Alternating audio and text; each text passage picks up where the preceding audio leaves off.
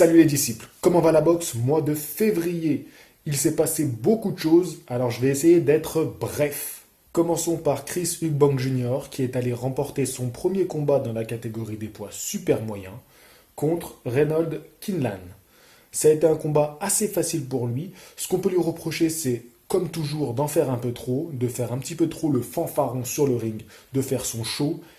Et il faut quand même reconnaître à son adversaire qu'il a été dur au mal et il a mis du temps avant de plier le combat. À la même date, nous avons eu Hammer qui a rencontré Price. Alors ce combat, c'était un peu l'occasion pour David Price de prouver qu'il était à la hauteur des plus grands noms pour aller enfin défier un champion, un tenant en titre. Malheureusement pour lui, il est tombé sur un os et c'est Hammer qui a remporté cet affrontement.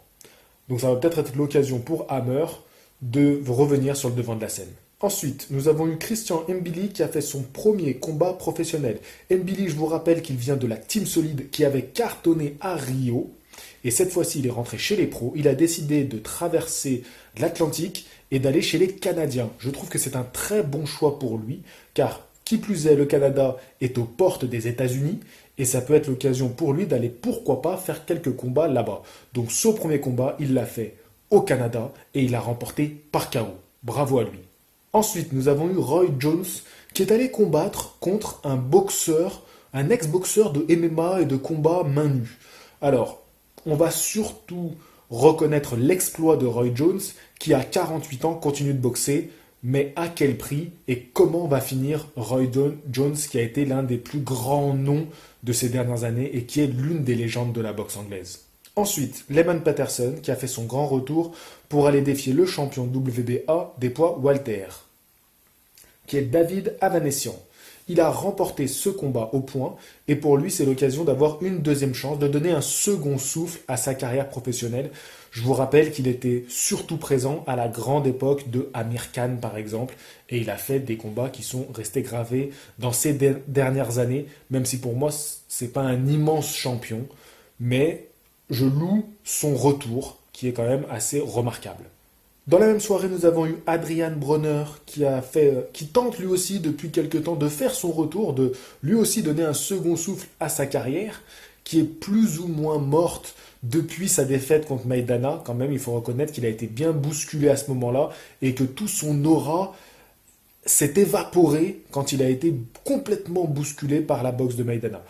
Depuis, il essaye de revenir doucement, de grappiller un petit peu des classements mondiaux. Et là, il a été encore une fois bousculé par Adrian Granados, qui a fait un très beau combat, un très grand combat qui a été brave, même si Adrian Bronner l'a complètement dominé techniquement, mais qui a montré de grandes lacunes dans ce combat et on a vraiment des doutes pour qu'il soit de nouveau un grand champion. À savoir s'il l'a été un jour d'ailleurs, un grand champion. Chez les mi-lourds, nous avons eu un combat entre Alvarez et Butte. Lucien Butte. Lucien Butte, il était bien connu pour avoir brillé chez les super moyens. Et donc là, il tente une percée chez les mi-lourds. Chez les mi-lourds, il se passe beaucoup de choses. Il y a de grands champions. Vous connaissez forcément Adonis Stevenson, André Ward, Kovalev, voilà, qui sont les gros noms de cette catégorie, et je peux en citer encore plein. C'est la catégorie très forte depuis quelques années, et surtout l'année 2016, et je pense qu'en 2007, c'est aussi une catégorie qui va cartonner, et dans laquelle on va voir de très beaux combats. Et donc c'était l'occasion pour Alvarez et Butte de montrer qu'ils avaient de la valeur, et pourquoi pas aller défier ensuite un grand champion. Malheureusement pour Lucien Butte, cette catégorie ne lui va pas du tout. Il a été bousculé et il finit par se prendre un KO, un très beau KO de la part d'Alvarez. Donc je pense que cette catégorie ne lui va pas. Il était mieux dans la catégorie inférieure. Dans la catégorie des lourds, nous avons Brezel qui a affronté Isu Ugono. Alors, Isu Ugono a fait un gros combat, il a bousculé Brezel et finalement, c'est Dominique Brezel qui a fini par remporter le combat en mettant KO son adversaire. C'était un combat assez engagé, la catégorie des poids lourds se cherche et il y a toute une effervescence de boxeurs de seconde zone qui veulent aller défier les champions. Brezel avait déjà affronté Joshua. Il avait perdu contre Joshua et c'était l'occasion un peu pour lui de pourquoi pas revenir un petit peu sur le devant de la scène et aller défier après ça peut-être un Wilder, on ne sait pas, voilà, ça reste à voir. En tout cas, c'était l'occasion pour ces deux boxeurs de se montrer. Hugueno a malheureusement raté sa chance. Il se fait mettre KO par Brezel, bravo à lui. À la même date, Mbili a refait un combat, second combat professionnel dans le même mois. Donc bravo à lui, qu'il gagne encore une fois par KO.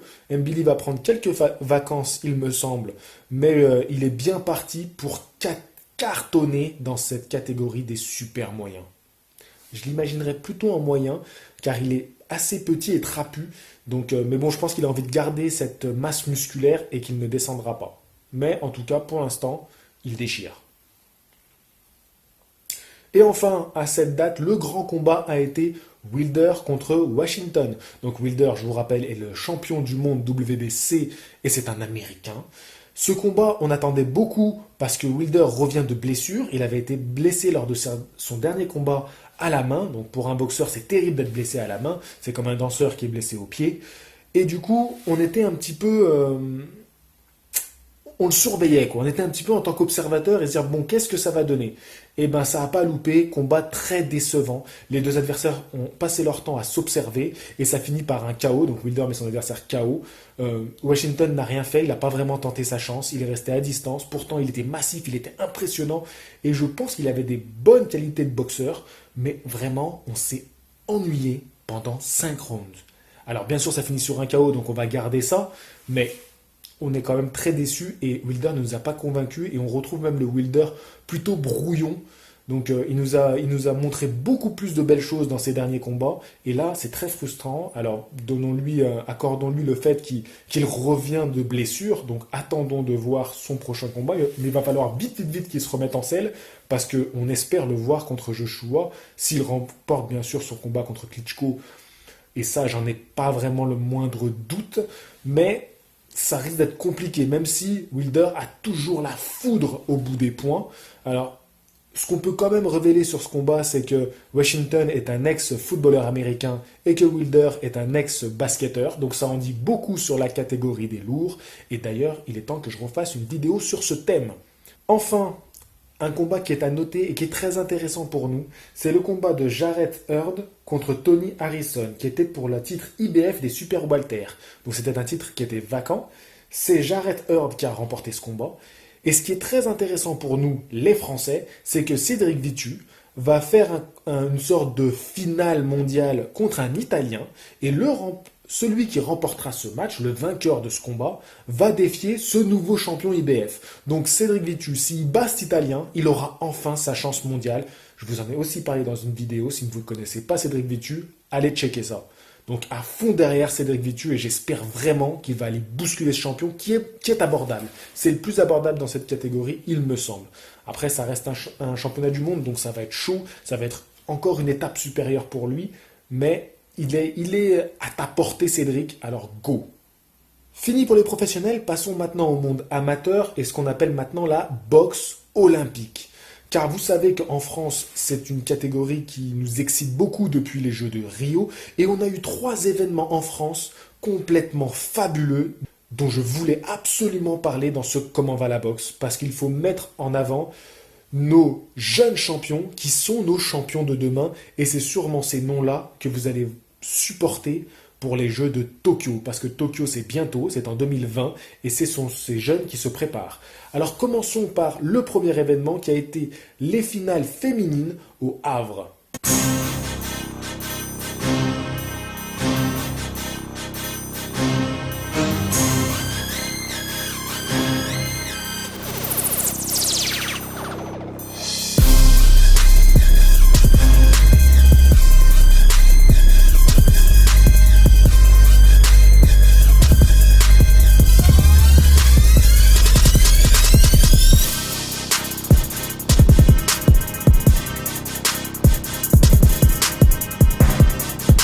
La qualité des combats lors de ces finales a été fabuleuse.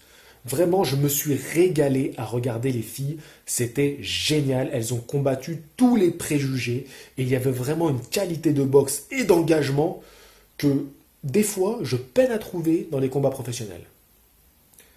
Deuxième événement a été les finales des championnats amateurs, mais du coup des hommes.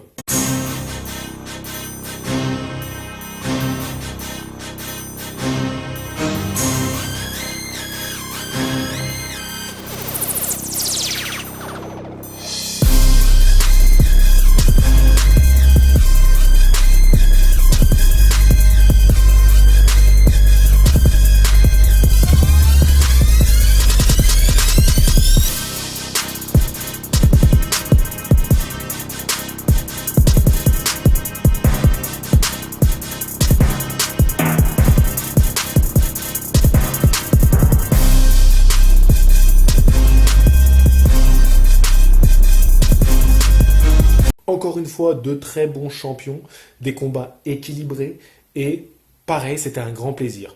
Je tiens à signaler quand même que ces deux finales, donc enfin ces finales, les finales féminines et masculines, donc ces deux championnats, ont été diffusés en direct et gratuitement sur la chaîne France O. Merci la team solide, car sans vous, on n'aurait pas autant de boxe et en plus visible gratuitement en direct. C'était vraiment fabuleux pour moi de voir enfin de la boxe à la télé et merci à France O de diffuser de la boxe. Le dernier événement dont je voulais vous parler, ça a été les World Series of Boxing. Donc les World Series of Boxing, WSB, ce sont des franchises qui permettent à des teams de boxeurs, donc des teams, par exemple la team de Paris, enfin globalement la France contre le Mexique, contre les Kazakhs. Donc voilà, chaque pays forme une team. Donc en France, c'est Asloum qui en est le président. Il forme sa team de boxeurs. Donc ce sont des boxeurs semi-pro. Donc certains ont quelques combats professionnels, d'autres n'en ont pas du tout. Et ces boxeurs-là font des combats sur 5 rounds. Donc c'est un peu plus que la boxe amateur olympique où on est sur 3 rounds de 3 minutes. Et là, c'est 5 rounds de 3 minutes. Donc ça se rapproche un peu plus des combats professionnels.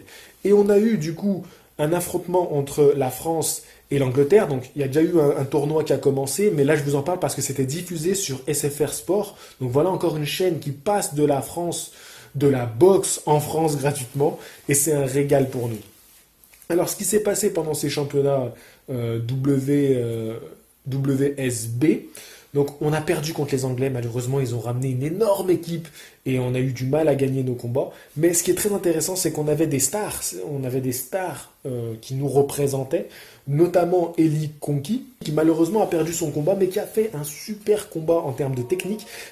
Alors ce que je peux lui reprocher peut-être, et c'est ça qui a fait qu'il n'a pas eu la décision des juges, c'est qu'il a une boxe un petit peu trop défensive et pas assez offensive. Et du coup les juges avaient tendance à donner le round à son adversaire, alors que Konki proposait une boxe beaucoup plus riche, beaucoup plus intéressante et pour le spectateur tellement plus belle à regarder.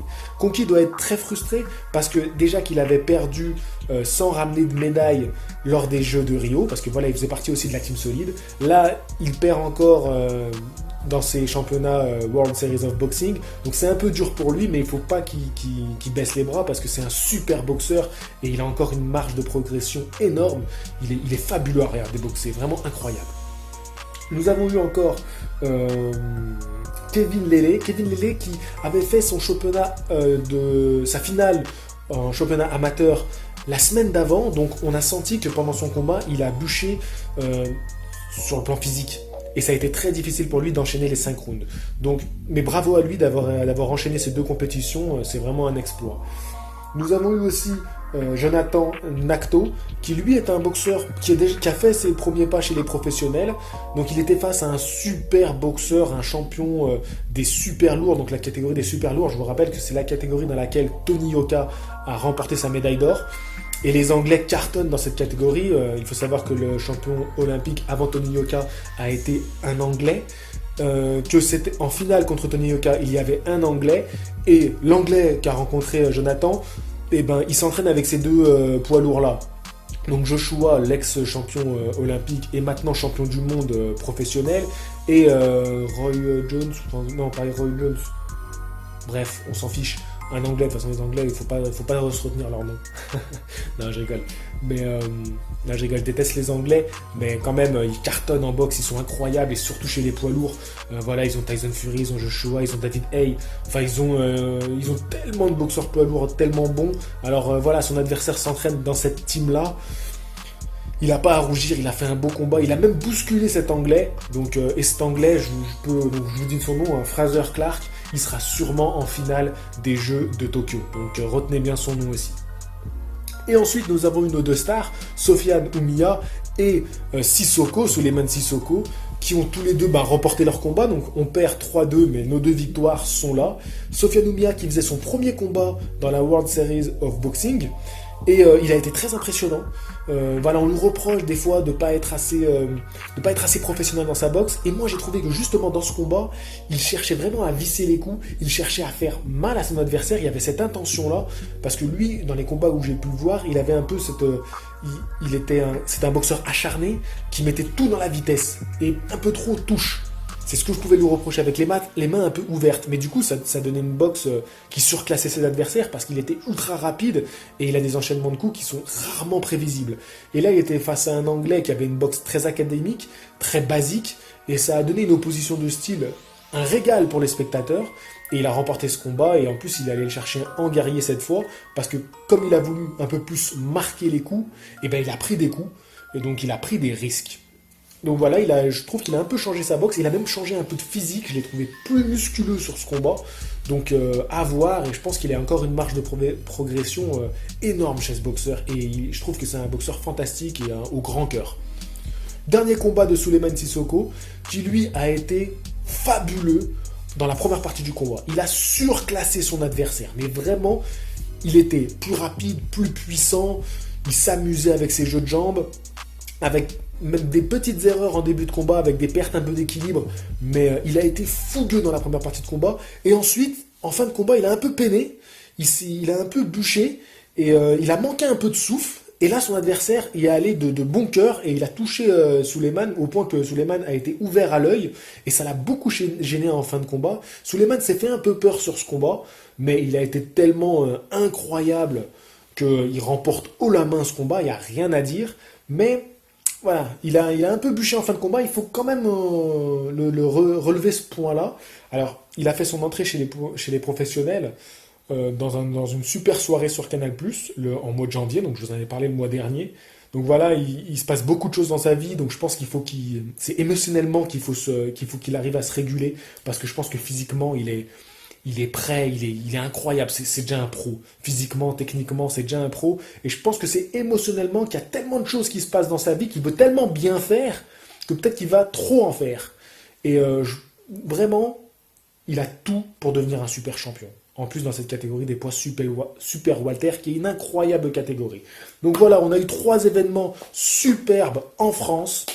Alors allez-y, suivez la boxe, essayez-vous en tant que spectateur d'aller dans ces réunions de boxe, d'aller voir de la boxe.